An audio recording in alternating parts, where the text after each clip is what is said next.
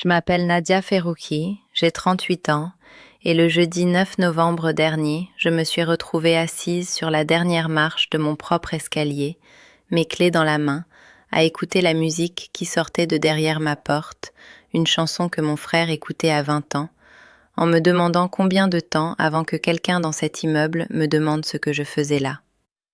Je venais de passer 22 jours à l'hôpital, une appendicite qui avait mal tourné, une péritonite, 2 interventions. J'avais été déclarée apte à rentrer chez moi ce matin-là, à 9h17 précise. À 10h43, je tenais mes clés dans la main et elles ne fonctionnaient plus. Et quelqu'un, derrière cette porte, écoutait de la musique comme si c'était chez lui. Parce que dans sa tête, c'était devenu chez lui. Il y avait un nombre, 187 000 euros, et derrière ce nombre, 6 ans de ma vie. Et il y avait une phrase qu'un homme m'avait dite 6 mois avant tout ça. Une question très précise, à laquelle j'avais répondu sans hésiter. Je ne savais pas encore que cette réponse allait changer tout ce qui allait suivre. Je ne savais pas encore que j'étais déjà, à ce moment-là, en train d'être protégée. Je veux te raconter comment ça s'est passé. Du début. Parce que ça commence bien avant l'hôpital. Ça commence dans une cuisine à Lyon, quand j'avais 14 ans, et un été entier de petits boulots en poche. Si tu regardes depuis un moment, je t'invite à t'abonner pour ne pas perdre la suite, parce que cette histoire va là où on ne l'attend pas. Laisse un like si tu es déjà là, et dis-moi en commentaire d'où tu regardes et quelle heure il est chez toi en ce moment. Ça m'intéresse vraiment de savoir où vous êtes. Maintenant, laisse-moi t'emmener au début. J'ai grandi à Lyon, dans le quartier de la Guillotière, dans un appartement en HLM que mes parents ont occupé pendant 17 ans. Mon père était ouvrier métallurgiste. Ma mère faisait des ménages dans un hôtel du centre-ville. On était 4 enfants, moi l'aîné, Karim 2 ans après, et mes 2 petites sœurs. Ce que je pourrais te dire, c'est que c'était une enfance difficile, et ce serait vrai dans un sens, mais la vraie vérité est plus précise que ça. La vraie vérité, c'est que dans cette maison, il y avait 2 manières d'exister. Tu pouvais être Karim ou tu pouvais être moi. Karim existait bruyamment. Il demandait, il obtenait, il remerciait avec des gestes larges qui rendaient mes parents heureux, et cette capacité à les rendre heureux était sa monnaie d'échange. Moi, je n'avais pas cette monnaie-là. J'avais appris très tôt, sans que personne me l'enseigne explicitement, que ma valeur dans cette maison était proportionnelle à ce que je ne coûtais pas. Alors j'ai appris à ne rien coûter. À 14 ans, j'ai gardé les enfants du quartier pendant tout l'été. 1 heure par-ci, un samedi par-là, et j'avais économisé 340 € pour mes fournitures scolaires. C'était la première fois que j'avais de l'argent à moi, de l'argent que j'avais gagné heure par heure. Et je l'avais mis dans une enveloppe Kraft que j'avais cachée dans ma chaussure de sport gauche parce que c'est là où personne ne cherchait jamais. À la fin de l'été, mon père m'a dit qu'il avait besoin de l'enveloppe pour réparer la voiture de Karim. Karim avait eu un accrochage, la réparation coûtait exactement 320 €. Je lui ai donné. Il ne m'a jamais remboursé. Et je n'ai jamais demandé. Parce que demander, dans cette maison, c'était perdre quelque chose d'encore plus précieux que l'argent. La première fois que j'ai compris que j'avais intériorisé quelque chose de fondamentalement faux, c'était des années plus tard. Mais à 14 ans, j'ai juste remis mon argent dans la main de mon père et je suis allée dans ma chambre acheter mes cahiers sur Internet avec ce qui me restait sur mon compte postal scolaire. Et quelque chose, ce soir-là, quelque chose de très calme et de très froid a commencé à se construire en moi. Ce n'était pas de la haine, c'était de la résolution. J'ai fait mon BTS comptabilité-gestion à Lyon. J'ai payé mes études avec des jobs de week-end dans la restauration. Le samedi en salle, le dimanche matin à la boulangerie traiteur près de Perrache, l'odeur du café filtre et des viennoiseries chaudes qui me suivaient jusqu'au lundi matin dans mes cours. Personne dans ma famille ne m'a aidé financièrement. Pas parce qu'ils ne pouvaient pas, mais parce que personne n'a proposé et que je n'ai pas demandé. J'ai décroché mon BTS avec mention. J'ai fait une licence pro en alternance. À 24 ans, j'avais mon premier vrai contrat en tant que contrôleuse de gestion dans une PME industrielle de la périphérie lyonnaise. À 32, j'étais senior. À cet instant-là, j'ai commencé à épargner sérieusement, 400 € par mois sur un PEL, 200 sur livret A, mois après mois, sans exception. Et à 32 ans, j'ai signé pour un appartement de 58 mètres carrés dans le quartier Mon-Plaisir. 187 000 €, crédit sur 20 ans, mensualité de 780 €. Le notaire m'a demandé si j'avais un co-emprunteur. J'ai dit non. Il a dit d'accord et il a fait son travail. Ce soir-là, je suis rentrée dans ce qui n'était pas encore chez moi et j'ai ouvert une bouteille de vin que j'avais achetée pour l'occasion, un Côtes-du-Rhône à 12 € qui avait le goût de quelque chose que je n'avais pas de mots pour nommer. Si tu as déjà construit quelque chose seul, avec tes mains et ton temps et ton argent, et que quelqu'un a essayé de te le retirer comme si tu n'avais aucun droit de l'avoir, si tu as déjà senti que tes besoins étaient les inconvénients de quelqu'un d'autre, je crois que tu vas comprendre tout ce qui suit. Mets un like, abonne-toi pour ne pas rater la suite et partage cette histoire avec quelqu'un qui mérite de l'entendre. Maintenant, laisse-moi continuer. Fatou est entrée dans ma vie 1 an après mon arrivée dans cette PME. Elle était comptable, elle arrivait toujours avec une thermos de café et une opinion sur tout, et elle avait une façon de regarder les gens qui ne laissait pas beaucoup de place aux mensonges confortables. On n'a pas tout de suite été proches. J'avais du mal à l'être avec qui que ce soit à cette époque. Mais elle s'est révélée lors d'une restructuration, 18 mois après qu'on se soit rencontrés, quand mon poste a failli être supprimé et que j'ai mené une bataille solitaire pendant 4 mois pour le garder. Je n'avais pas parlé à grand monde de ce qui se passait. Je ne savais pas comment demander de l'aide, je ne l'ai jamais su. Mais un soir, tard, j'étais encore au bureau en train de préparer ma défense pour la réunion du lendemain, et Fatou est entré dans la salle, a posé son manteau sur une chaise et a dit « Dis-moi ce qu'on fait. Pas « Est-ce que tu as besoin d'aide ?» Pas « Tu veux que je reste ?»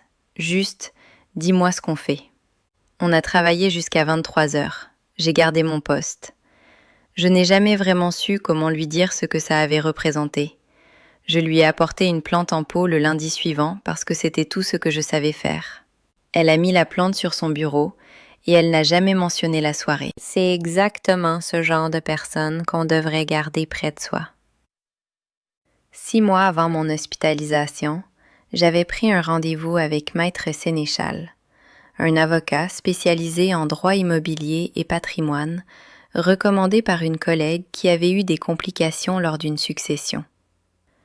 Je voulais rédiger un testament simple et sécuriser mes actifs.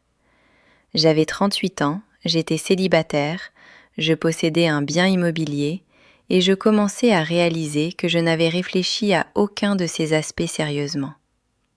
C'était un après-midi de mai, la lumière de Lyon filtrait à travers les stores de son bureau du 6e arrondissement et vers la fin de la consultation, il m'avait posé une question. Est-ce qu'il y a quelqu'un dans votre entourage proche dont vous ne pourriez pas prédire le comportement si vous étiez temporairement hors d'état d'agir ? J'avais réfléchi exactement 3 secondes. Mon frère. Il avait noté quelque chose dans son carnet.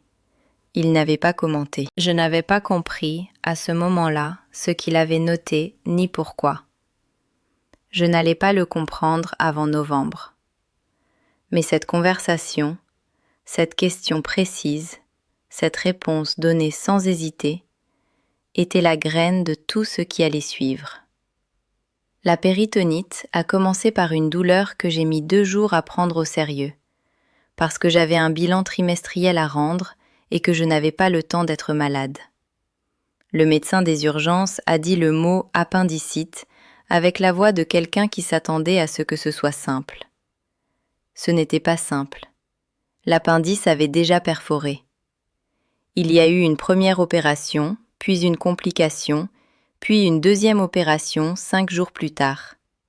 J'ai passé 22 jours en chambre 312 de l'hôpital Édouard Herriot. Le numéro est gravé dans ma mémoire parce que j'ai regardé cette plaque de porte un nombre incalculable de fois. Fatou venait 2 fois par semaine. Elle apportait des magazines que ni l'une ni l'autre ne lisait vraiment, et elle restait 2 heures, et on parlait de tout, sauf de ce qui me faisait peur. Ma mère a appelé 3 fois. Karim n'a pas appelé.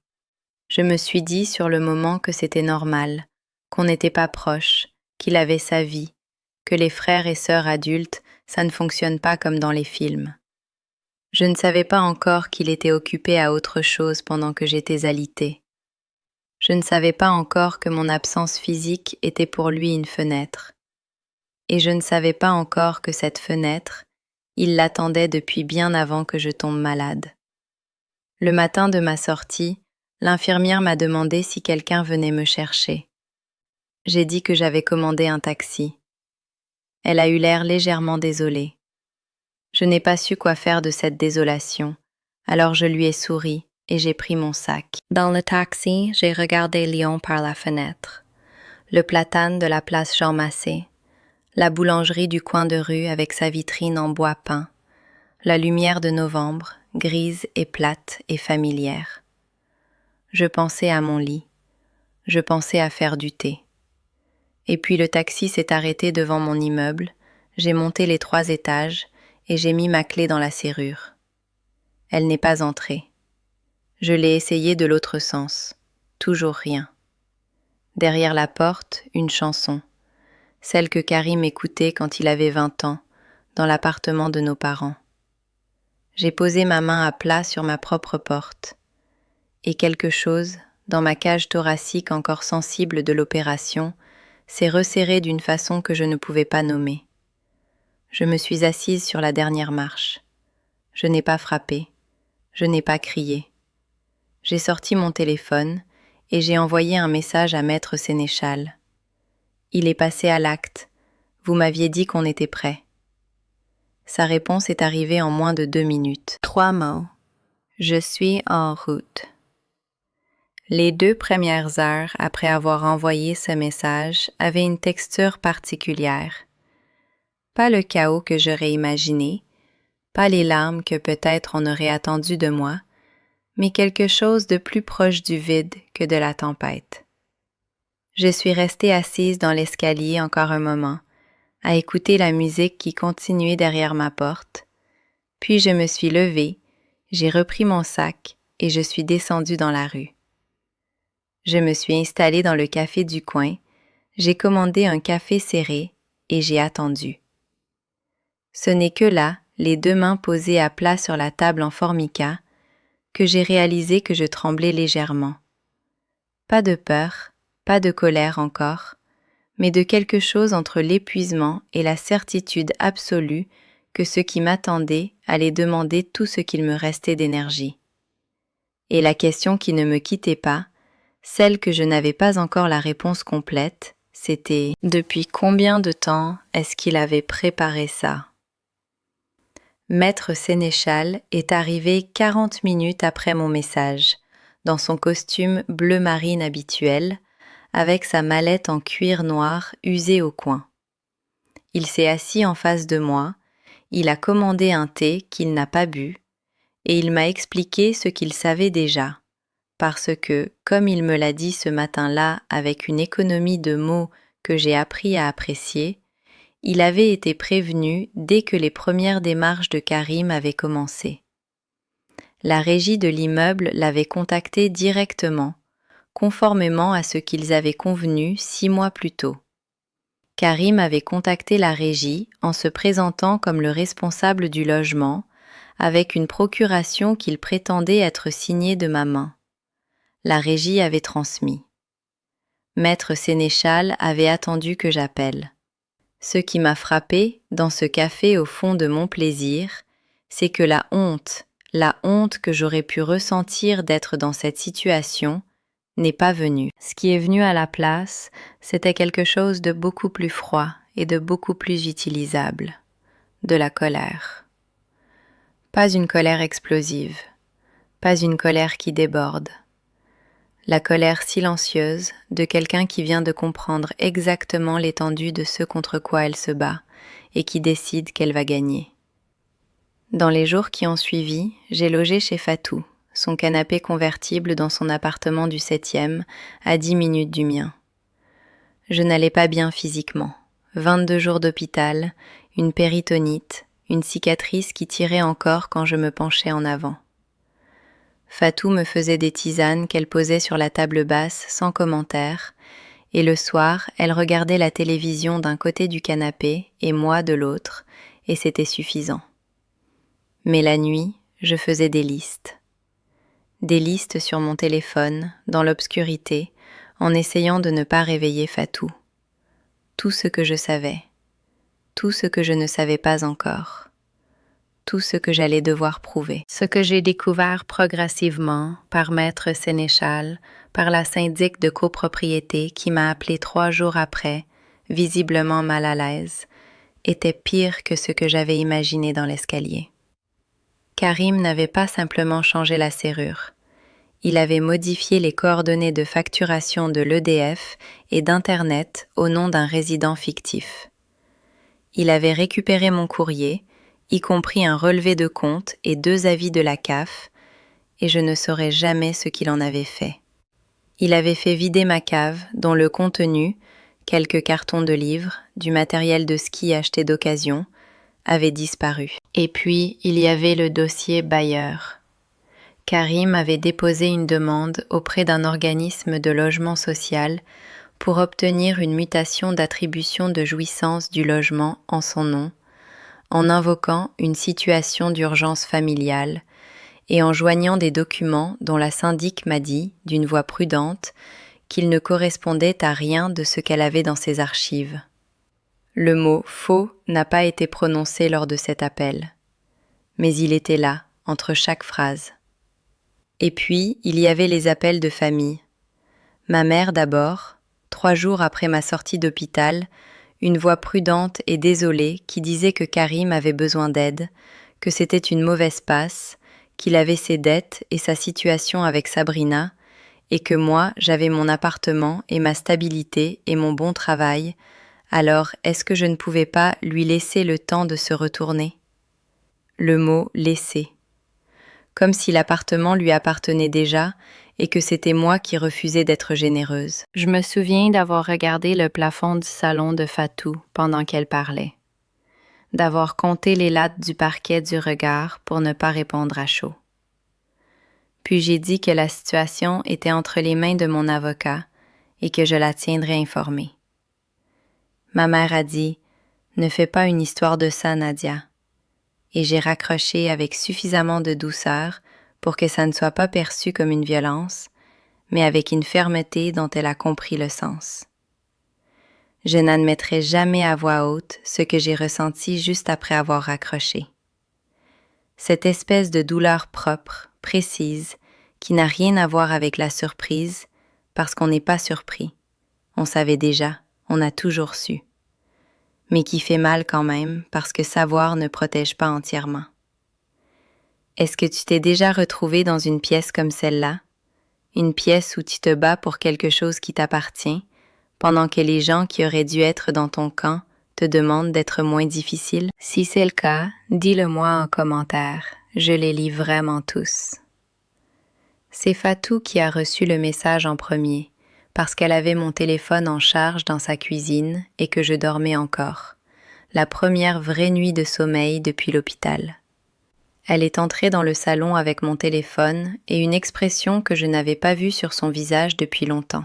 « Nadia, il faut que tu lises ça. » C'était un message de la syndic de copropriété, pas un appel, un message écrit, ce qui signifiait qu'elle avait voulu avoir une trace. Elle avait retrouvé dans ses archives le formulaire de procuration que Karim avait utilisé pour contacter la régie. Elle avait comparé la signature avec celle figurant sur mon acte de propriété, qu'elle conservait en copie. Ce n'était pas la même signature. Pas du tout la même. Elle avait scanné les 2 documents et les avait joints au message. J'ai regardé les deux signatures côte à côte pendant je ne sais pas combien de temps. La mienne est particulière. J'ai un N majuscule qui part vers la droite avec une boucle spécifique, quelque chose que j'avais développé enfant et que je n'ai jamais changé. La signature sur la procuration avait un N droit, sans boucle, laborieux. Quelqu'un avait essayé d'imiter ma signature sans avoir jamais pris le temps de l'étudier vraiment. Ce qui voulait dire que Karim n'avait pas eu accès à un document portant ma vraie signature, ou alors qu'il n'avait pas jugé utile de prendre le temps de bien faire. Je n'ai pas su lequel des deux était plus inquiétant. J'ai transféré le message à Maître Sénéchal avec un seul mot, reçu. Il a répondu dans l'heure. C'est exactement ce qu'il nous fallait, maintenant on peut agir. J'ai posé le téléphone. Fatou m'observait depuis le seuil de la cuisine. Je lui ai dit, il avait préparé ça, avant que je tombe malade. Elle n'a rien dit. Elle est venue s'asseoir à côté de moi sur le canapé. Et dans le silence de ce matin-là, avec le bruit de la rue lyonnaise qui montait depuis la fenêtre entr'ouverte, un klaxon, les grilles d'un commerce qui s'ouvre, quelqu'un qui appelle un nom depuis le trottoir, j'ai commencé à comprendre l'échelle réelle de ce que Karim avait fait. Maître Sénéchal a déposé une demande en référé dans les 48 heures suivant notre rencontre au café. Le juge des référés a accordé une ordonnance de réintégration. Karim devait quitter les lieux dans les 5 jours et j'avais le droit de réintégrer mon appartement avec assistance d'huissier. Je n'y suis pas retournée immédiatement. Ce n'était pas de la passivité, c'était une décision.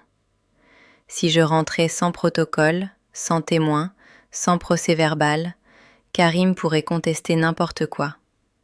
Je voulais que ça soit fait dans les règles, avec des traces, avec des noms sur des documents. Alors j'ai attendu.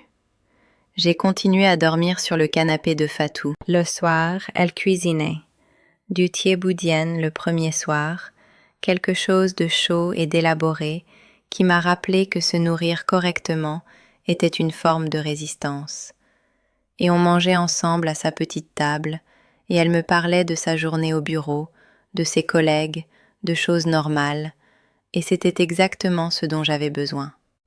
Le lendemain de l'ordonnance, ma famille a organisé un appel groupé. Mon père a ouvert l'appel en disant qu'il fallait calmer les choses, avec un ton qui m'était familier depuis l'enfance, la voix de quelqu'un qui pense que les conflits se résolvent en faisant taire la personne qui a raison. Karim était sur l'appel. Je l'entendais respirer. Il n'a pas parlé en premier, ce qui était inhabituel. Karim parle toujours en premier. J'ai dit une phrase. Je n'ai pas besoin qu'on calme quoi que ce soit. La justice fait son travail. Je vous tiendrai informé de l'issue. Le silence a duré exactement 4 secondes. Je les ai comptées. Puis Karim a raccroché. Mon père a dit mon prénom sur un ton de reproche. J'ai dit au revoir et j'ai raccroché à mon tour.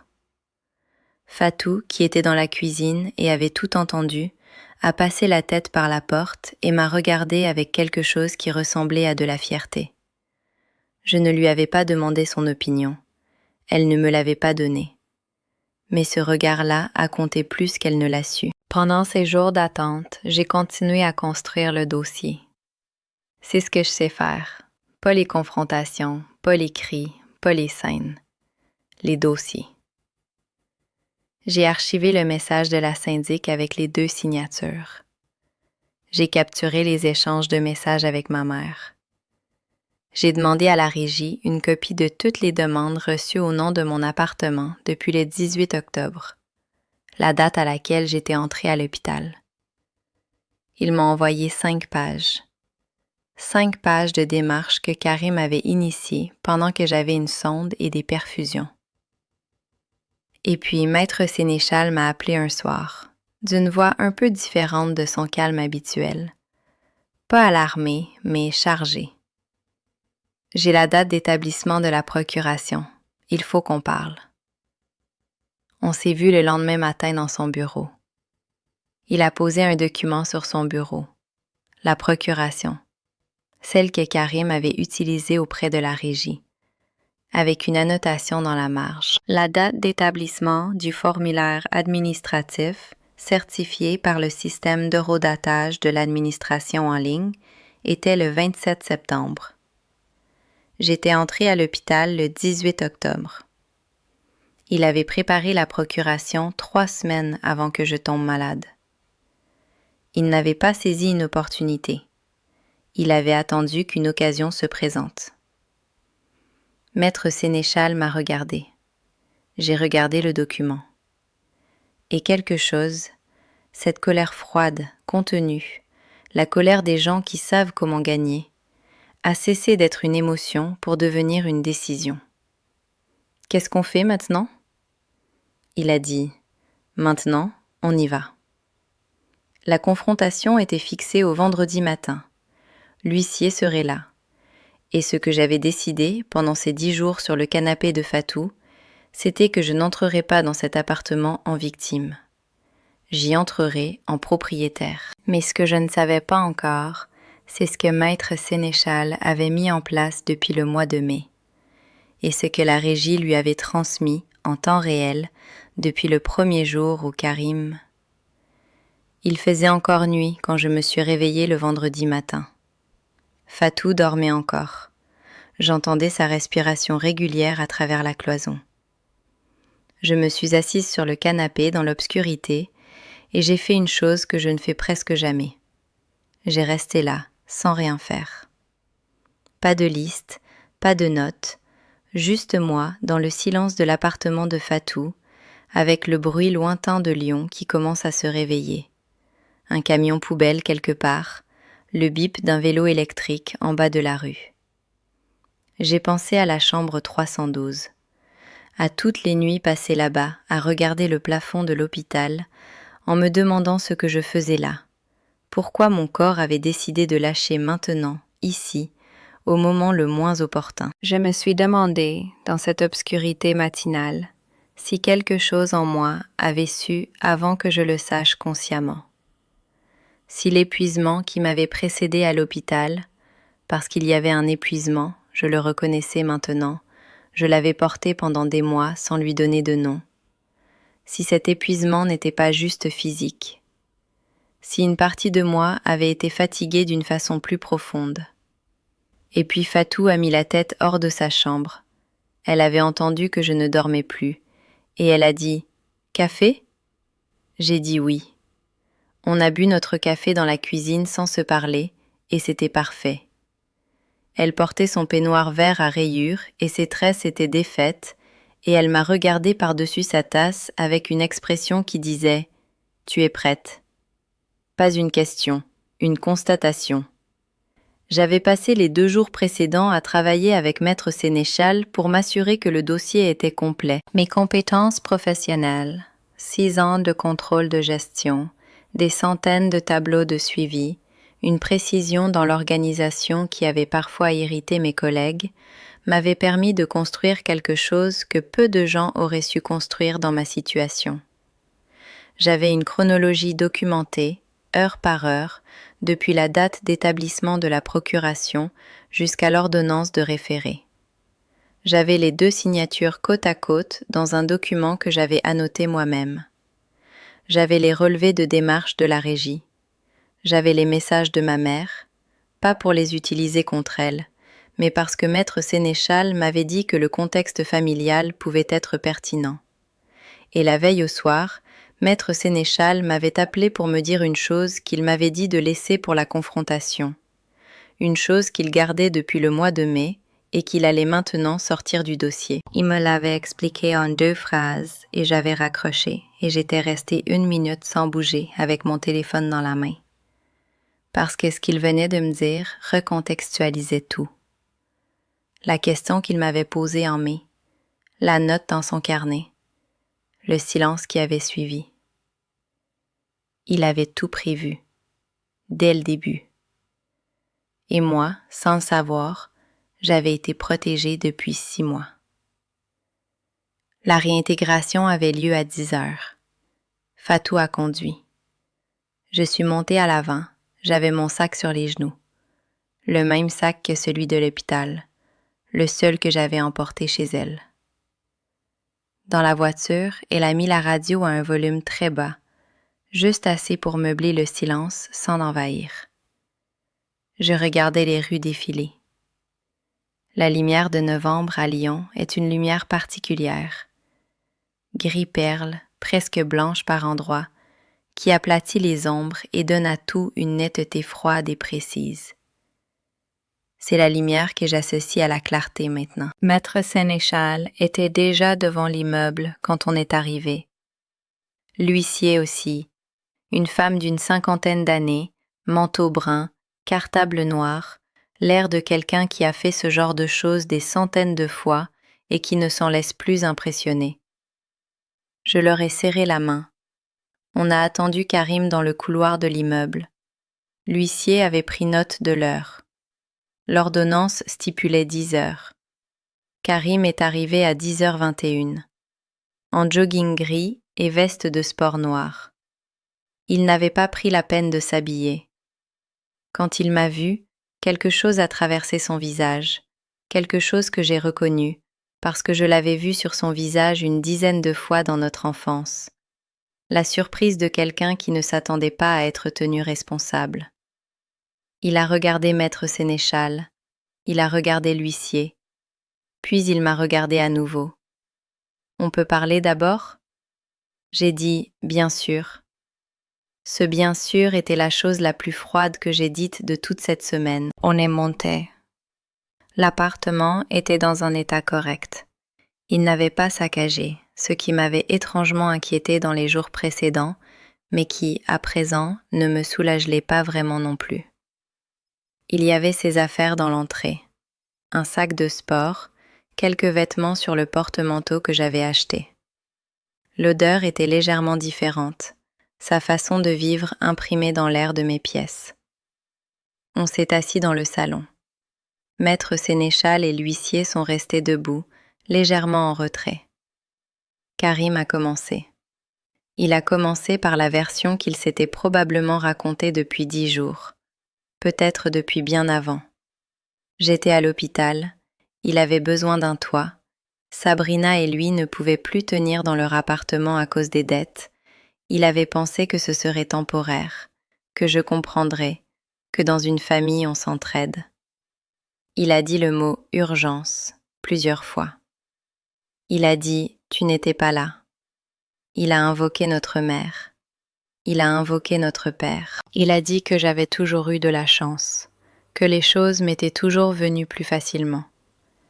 Et puis il a dit le mot « partage ». Et sur ce mot-là, Maître Sénéchal a posé son dossier sur la table. Pas avec emphase, juste il l'a posé. L'huissier a ouvert sa propre chemise. Maître Sénéchal a dit, avec la voix calme de quelqu'un qui énonce des faits, « La procuration utilisée auprès de la régie de l'immeuble est un faux. La signature ne correspond pas à celle de Madame Ferrouki, comme en atteste la comparaison avec l'acte de propriété. Le formulaire administratif porte une date d'établissement du 27 septembre, soit 3 semaines avant l'hospitalisation. La demande de mutation d'attribution de logement déposée auprès de l'organisme bailleur contient des documents falsifiés, attestés par la syndic de copropriété. Ces éléments constituent des infractions pénales, faux et usage de faux en documents administratifs, tentative de spoliation de biens immobiliers. Le silence qui a suivi n'était pas le silence d'une confrontation. C'était le silence d'une chose qui se dégonfle. Karim n'a pas crié. Il n'a pas nié en bloc. Il a regardé le dossier sur la table et j'ai vu, dans ses yeux, le moment précis où il a compris qu'il ne pouvait pas réinterpréter ça. Ce qui était là sur la table existait indépendamment de lui. Et puis, et c'était le moment que j'attendais sans le savoir, le moment qui allait tout changer, l'huissier a sorti un dernier document et a dit « Par ailleurs, Maître Sénéchal a fait enregistrer, lors de la sécurisation des titres de propriété en mai dernier, une clause de protection notifiée à la régie de l'immeuble. » Cette clause stipulait qu'aucune modification administrative concernant ce logement ne pouvait être traitée sans accord écrit direct de la propriétaire ou de son représentant légal. La régie a accepté cette clause et s'est engagée à transmettre à Maître Sénéchal toute demande externe. Les démarches de M. Ferruchi ont été transmises le jour même de leur dépôt, dès le 21 octobre. Maître Sénéchal avait su dès le 21 octobre. Il avait attendu que j'appelle. Il avait tout documenté. Depuis 6 mois, depuis cette question posée dans son bureau du 6e arrondissement, depuis ce carnet dans lequel il avait noté quelque chose sans commentaire, depuis tout ce temps, il avait construit une protection que Karim n'avait jamais vue venir, parce qu'il n'avait jamais imaginé que j'avais quelqu'un dans mon coin. Il me regardait maintenant, Karim me regardait, et dans ce regard-là, pour la première fois de notre vie entière, il ne m'a pas vue comme la sœur qui avait de la chance.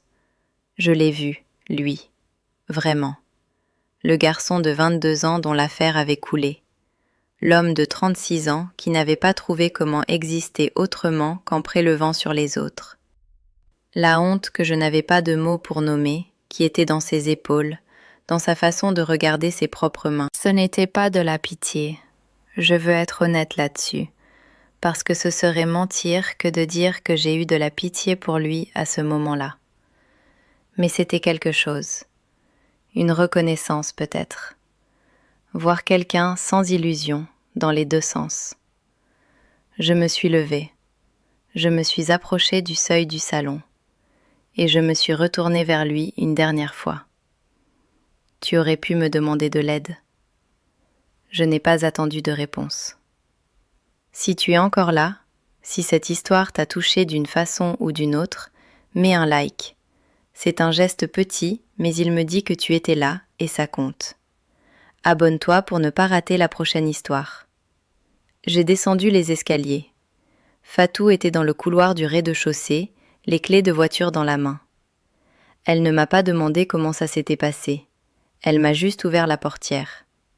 Dehors, le téléphone a sonné dans ma poche. Un numéro inconnu que je reconnaissais comme étant celui d'un... 3 jours après la confrontation, j'ai reçu un courrier recommandé du greffe du tribunal. Karim avait été convoqué dans le cadre d'une enquête préliminaire pour faux et usage de faux en documents administratifs. Ce n'est pas moi qui avais porté plainte directement, c'était la régie de l'immeuble, qui avait estimé avoir été trompée et qui n'entendait pas en supporter les conséquences seule. Je l'ai appris de Maître Sénéchal, qui m'a appelé ce matin-là avec sa voix habituelle, cette voix qui dit les choses sans les dramatiser. La régie a déposé plainte ce matin. Vous n'avez pas besoin de faire quoi que ce soit de supplémentaire pour l'instant. Si le parquet décide de poursuivre, vous serez contacté. J'ai dit merci. J'ai raccroché. Je n'ai pas célébré. Je ne sais pas vraiment comment faire ça, fêter quelque chose, surtout quelque chose d'aussi ambigu. Parce que c'était ambigu. Karim était mon frère. Il avait grandi dans la même chambre que moi. Il avait mangé à la même table. Il connaissait le prénom de chacun de mes professeurs de collège. Et il était là, maintenant, convoqué par un tribunal à cause d'une procuration qu'il avait fabriquée sur un formulaire en ligne en espérant que personne ne vérifierait. Ce n'était pas une victoire que j'avais envie d'exhiber. C'était une tristesse d'une forme particulière. La tristesse de voir quelqu'un que tu as connu devenir quelqu'un qu'il fallait combattre. Dans les jours qui ont suivi, j'ai entendu ce qui se passait dans la famille uniquement par fragments. Ma sœur cadette Loubna m'a envoyé un message, bref, factuel, pour me dire que nos parents étaient très affectés et que Karim était dans un sale état. Je n'ai pas répondu tout de suite. J'ai laissé le message ouvert sur mon téléphone pendant plusieurs heures, en essayant de trouver quoi dire qui soit vrai sans être cruel. J'ai fini par écrire « Je comprends, je suis disponible si tu veux me parler ». Loubna n'a pas répondu ce jour-là. Elle a rappelé 4 jours plus tard et on a eu une conversation d'1 heure, la plus longue qu'on avait eue depuis des années. Et elle ne m'a pas demandé de pardonner à Karim, et je lui en suis reconnaissante. Elle a juste dit « Je suis contente que tu sois sortie de l'hôpital, Nadia ». C'était la première fois depuis longtemps que quelqu'un dans ma famille me disait quelque chose d'aussi simple. Notre mère a rappelé 3 semaines après. Pas pour parler de Karim, elle a évité le sujet avec une adresse qui m'a à la fois impressionnée et légèrement brisé quelque chose. Elle a appelé pour demander de mes nouvelles, pour savoir comment je récupérais, si j'avais bien mangé. C'est une conversation qu'on n'avait pas eue depuis longtemps, peut-être jamais vraiment de cette façon. J'ai répondu honnêtement. J'allais bien, je récupérais, je remontais sur le vélo, progressivement au sens propre et au sens figuré. Elle a ri, un rire court, presque étonnée d'être là. Je lui ai demandé comment elle allait, elle. Elle a dit « fatiguée ». J'ai dit que je la comprenais. On a raccroché après 15 minutes et il y avait quelque chose dans cet appel, quelque chose d'imparfait, d'insuffisant et pourtant réel, qui m'a semblé être le début d'une chose plutôt que la fin d'une autre. Mon père n'a pas appelé. Je n'en ai pas été surprise. Mon père n'appelle jamais. C'est une constante depuis que j'ai quitté la maison à 18 ans. Le fait qu'il n'ait pas appelé après tout ça était une réponse en soi, et pas forcément la pire réponse qu'il pouvait donner. Une réponse claire vaut parfois plus qu'une réconciliation de façade. Je suis retournée au travail 4 jours après la confrontation. Ma chef de service m'avait envoyé un message la semaine précédente pour me dire de ne pas me précipiter, que rien n'était urgent. Je suis retournée quand même, pas par obligation, mais parce que j'avais besoin de l'espace ordinaire du bureau, de mes dossiers, de l'écran avec ses tableaux et ses colonnes, de quelque chose qui soit à moi d'une façon que personne ne pouvait contester. Fatou et moi n'avons pas beaucoup parlé de ce qui s'était passé. Pas parce qu'il y avait des choses à taire, mais parce qu'il n'y avait pas grand-chose à ajouter à ce qu'on avait déjà vécu ensemble.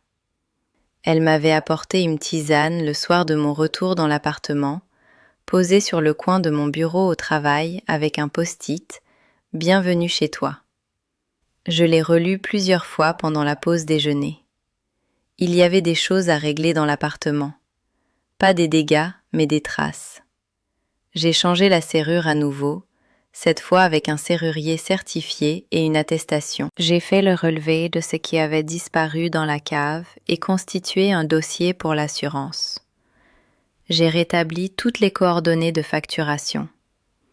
Chaque démarche administrative était une façon de reprendre possession, pas seulement de l'espace physique, mais de quelque chose de plus difficile à nommer. Et un soir, environ 2 semaines après être rentrée, je me suis assise à ma table de cuisine avec une feuille et un stylo. Pas mon téléphone, une vraie feuille. Et j'ai commencé à écrire quelque chose à Karim. Pas une lettre d'accusation, pas une lettre de pardon. Je n'en étais pas là, et l'honnêteté m'interdisait de prétendre le contraire. Juste une lettre qui disait ce que j'aurais voulu dire depuis longtemps, et que je n'avais jamais su comment formuler. Que j'avais vu, toute notre vie, à quel point il avait du mal à exister autrement qu'en comparaison avec moi. Que si j'avais su comment faire, j'aurais peut-être cherché à changer quelque chose à ça. Que ce qu'il avait fait me reste difficile à comprendre, parce que j'aurais répondu oui s'il avait demandé. Pas ça, pas l'appartement entier, mais une aide, quelque chose. Que demander était possible, que c'était même ce que les familles étaient censées faire. J'ai écrit pendant 1 heure. Je n'ai pas envoyé la lettre. Je l'ai gardée dans le tiroir du bureau, le tiroir de gauche, celui où je range les choses importantes. Peut-être que je l'enverrai un jour, peut-être que non. Mais l'écrire avait fait quelque chose que je n'attendais pas, m'avait rendu une légèreté que je n'avais pas réalisé avoir perdue. Maître Sénéchal m'a appelé 15 jours après la confrontation pour un point de situation. Il a dit « Vous vous en êtes bien sorti ». Pas « Vous avez gagné ». Vous vous en êtes bien sorti. J'ai dit « C'est vous qui aviez tout préparé ». Il a dit « Non, vous m'aviez dit son nom, Sans ça, rien n'était possible. J'ai réfléchi à ça pendant plusieurs jours. Ce qui m'est resté de tout cela n'est pas ce que j'aurais prévu. Je m'attendais à me sentir victorieuse, ou peut-être apaisée, ou peut-être en colère, ou peut-être toutes ces choses à la fois. Ce que j'ai ressenti dans les semaines qui ont suivi est plus étrange et plus précis que tout ça. C'est le sentiment d'avoir finalement vu quelque chose clairement que j'avais regardé de biais depuis trop longtemps. Ma propre famille, ses structures, ses règles non écrites, les façons dont elle avait distribué le soin et l'attention et le bénéfice du doute depuis que j'avais 14 ans avec une enveloppe cachée dans une chaussure. Et aussi, parce que l'honnêteté l'exige, quelque chose que j'avais fait à moi-même. J'avais cru, pendant longtemps, que ne pas demander était une forme de force. Que me suffire à moi-même était le signe que je n'avais besoin de personne. Ce n'était pas de la force. C'était une façon de ne jamais être déçu par les gens, en ne leur donnant jamais l'occasion de l'être. Fatou avait forcé cette porte malgré moi, le soir de la restructuration. Maître Sénéchal l'avait ouverte d'une autre façon, avec une question posée en mai et une note dans un carnet. 2 personnes qui avaient décidé, indépendamment, de faire quelque chose sans attendre qu'on le leur demande. Je ne suis pas sûre d'être encore capable de demander facilement. Ces choses-là ne changent pas du tout au tout en quelques semaines. Mais je suis capable maintenant de laisser les gens rester. C'est peut-être ça, le vrai début. Un dimanche de décembre, j'ai ouvert mes fenêtres pour la première fois depuis ma rentrée dans l'appartement. J'avais attendu qu'il fasse assez chaud pour pouvoir les laisser ouvertes sans avoir froid. Il faisait encore frais, mais c'était supportable. L'odeur de Lyon en hiver est entrée. Pierre mouillée, café des voisins, un peu de bois brûlé de quelque part. Je me suis fait un thé. Je me suis assise dans mon fauteuil, celui que j'ai acheté d'occasion il y a 3 ans et que j'ai fait recouvrir dans un tissu vert sombre. Et j'ai regardé par la fenêtre le ciel de décembre, gris et haut et calme. Je n'ai pensé à personne en particulier.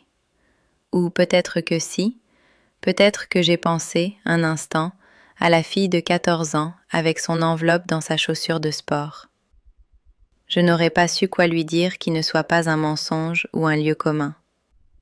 Alors je lui ai juste dit, à voix basse, dans la lumière de décembre, « Tu as bien fait de garder l'enveloppe dans la chaussure. » Le thé était chaud, la lumière était calme.